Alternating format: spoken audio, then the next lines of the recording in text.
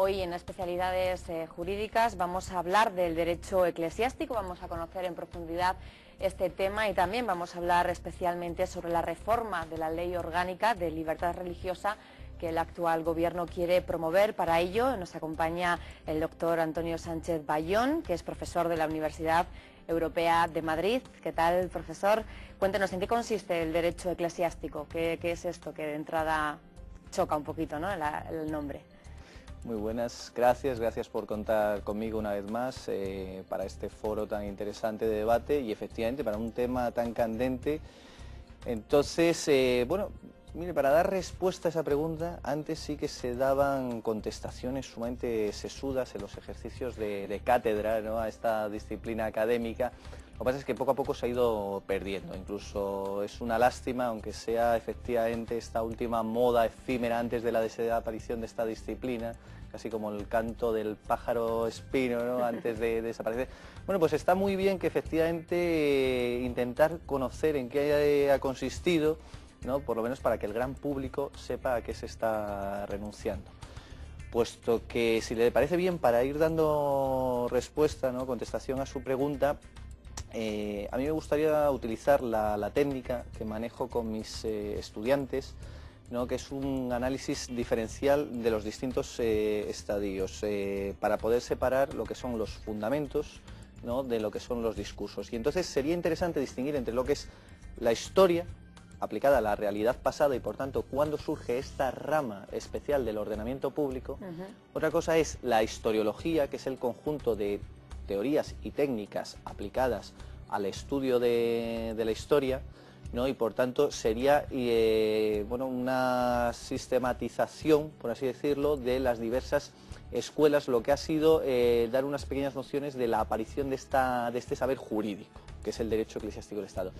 Y finalmente, pues la historiografía, que es toda la producción de los distintos autores, los textos que se manejan para poderlo estudiar, y por tanto estaríamos hablando más bien del surgimiento y consolidación de una asignatura en el ámbito universitario. Y intentaré, bueno, pues centrarme, ya no solamente dar esa visión comparada de dónde viene y cómo la recibimos en España, y bueno, pues quizás incluso, si le parece bien, luego conectarlo con Estados Unidos, que allí efectivamente sigue aquello en auge, en progreso. En cuanto, entonces, antes de entrar con estos niveles, es cierto que sería bueno un pequeño matiz, porque efectivamente quienes nos hemos formado en este área jurídica de Derecho Eclesiástico del Estado, hemos estudiado siempre Derecho Eclesiástico del Estado y ordenamientos confesionales. ¿Qué quiere decir esto? Que de un lado está efectivamente el Derecho Eclesiástico del Estado, que es una rama especial del ordenamiento público, y luego están los ordenamientos confesionales, que son ramas del ordenamiento privado, ¿no? De cada una de las confesiones pues tiene una serie de normas coactivas para ordenar la vida en sociedad, ¿no?, desde esta dimensión objetiva del derecho. Bien, ¿qué es lo que ocurre? Que efectivamente sí que tienen puntos de coincidencia, en cuanto que para que estos ordenamientos confesionales, que hoy en día sobre todo se han reducido al ámbito del derecho de familia, para que puedan tener reconocimiento, eficacia civil, ¿qué es lo que necesitan? Efectivamente, que el derecho eclesiástico del Estado les dé cabida en lo que es nuestra vida social actual. Bueno, pues hecha esta pequeña aclaración, por eso, porque una cosa es derecho eclesiástico del Estado, que es ordenamiento público. Otra cosa, el derecho, los ordenamientos confesionales, como puede ser el derecho canónico de la Iglesia Católica, con quien, gracias justamente, y eso es parte del derecho eclesiástico del Estado, existen unos acuerdos con la Santa Sede. También hay otro tipo de acuerdos con otras religiones minoritarias, como es, por ejemplo, el derecho judío, el derecho en representación de los protestantes, los evangélicos, y con los musulmanes, ¿no? Pues efectivamente todos estos ordenamientos tienen un cierto reconocimiento, una cierta eficacia, vuelvo a decir, sobre todo en el ámbito de derecho de familia, que sería derecho matrimonial, herencia, sucesiones, etcétera, etcétera. Pero claro, para eso necesita el reconocimiento por parte del derecho eclesiástico del Estado. Por eso se estudian conjuntamente, ¿no?, aunque son ordenamientos distintos, ramas del ordenamiento distintas. Uno es derecho público, derecho eclesiástico del Estado, y otro es derecho privado. Bueno, pues si le parece bien, entonces ahora ya sí vamos a distinguir estos distintos estadios, niveles, que es cuándo surge la realidad, cuándo empiezan a surgir todas estas normas, esta nueva rama del derecho, que es el derecho eclesiástico del Estado. Bueno, pues tenemos que remontarnos a la Reforma protestante. ¿Por qué? Porque a partir de ahí ya vamos a empezar a ver que efectivamente de lo que era pues, el derecho divino, religioso, ya se le empieza a poner énfasis al derecho humano, hasta el punto de que las autoridades civiles asumen competencias en materias religiosas. Entonces tenemos de un lado, y ahí es donde surge realmente, ¿no?, la cuna del derecho eclesiástico del Estado, es en los países protestantes cuando el monarca, ¿qué es lo que hace?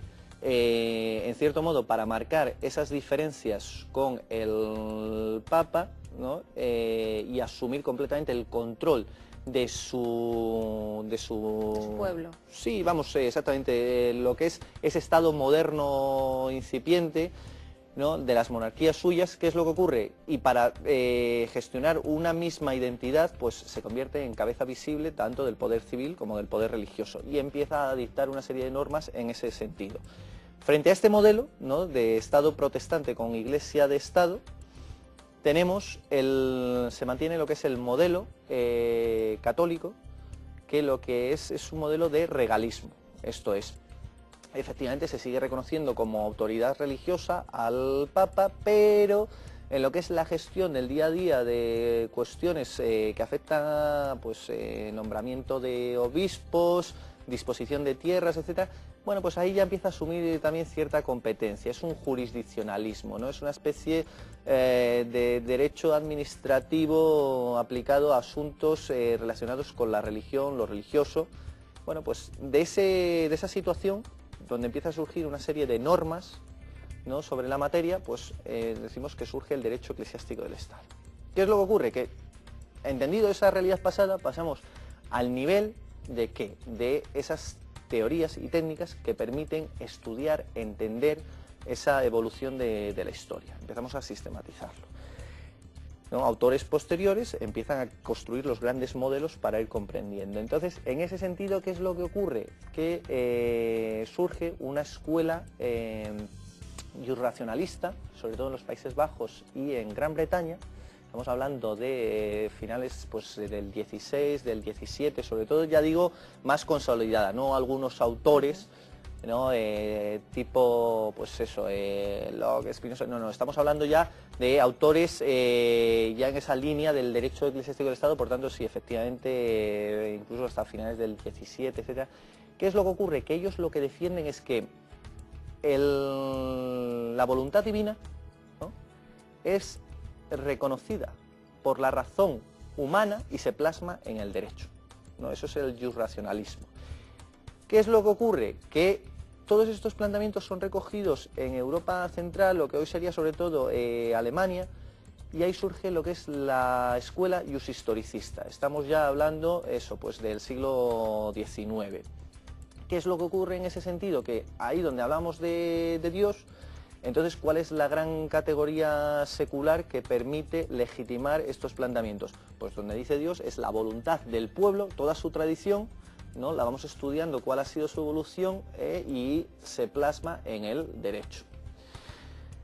Por tanto, si un pueblo ha sido tradicionalmente católico, pues es lógico, etcétera. Bien, si uno empieza a ser protestante, pues su evolución correspondiente y cómo va configurando, ¿no?, estos planteamientos. Entonces, a su vez, surge la escuela juspositivista, ¿no?, también en el 19 y también en Centro Europa. Por eso digo que nosotros vemos sobre todo de lo que es la actual, vamos, lo que hoy es Alemania, de esa región europea. De ahí va a Italia, que es las escuelas que le voy a mencionar, y ya finalmente llega a España. Luego es un modelo que, si se da cuenta, claro, no es un modelo propio, sino que ha ido viendo en distintas modificaciones. Luego hay que ir comprendiendo también cada coyuntura, ¿no?, y cada reformulación que se va haciendo de la materia, del derecho eclesiástico del Estado. Vuelvo a decir, estamos en la época ya de conformación de ese saber jurídico propio. Ya no es solamente de las normas, ¿no?, de esa rama, sino del saber jurídico.